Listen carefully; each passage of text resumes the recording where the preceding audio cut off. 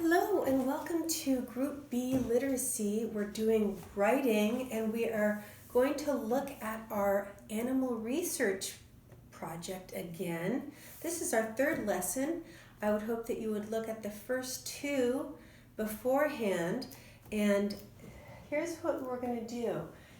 You should have done the physical features of your animal, the diet of your animal, habitat, where it lives, adaptations, and then caring for their young.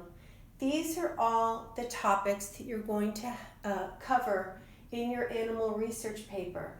I want to show you again the best way to organize your note-taking and your research.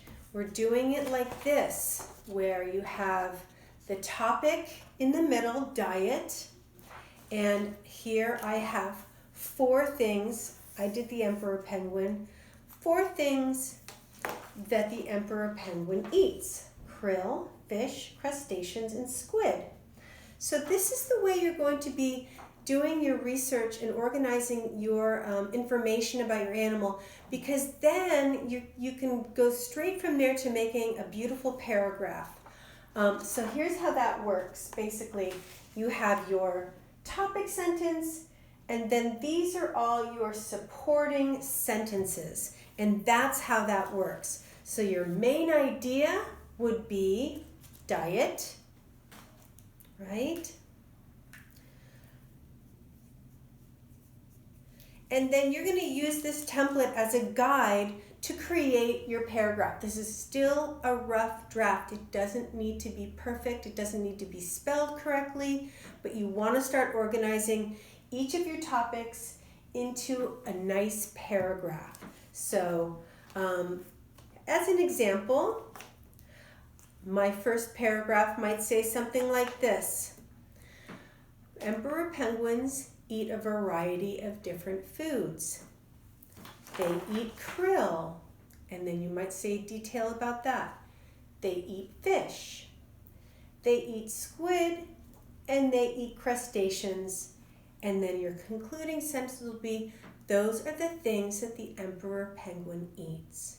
Okay? So for each one of these bubble graphs that you create, you're going to make one paragraph with that. Okay? Does that make sense? So you should continue with your research. This should all be just messy. You're just getting as much information as you can down on your paper.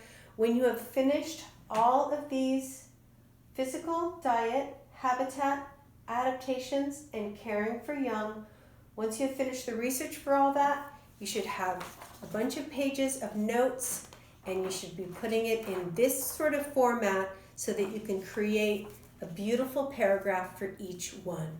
So I will be talking to you more in Zoom meetings. We'll walk through this stuff together, but basically you're making your bubble graph to take notes about your animal, and then you're going to be organizing those into paragraphs. That is the next step for our animal research paper.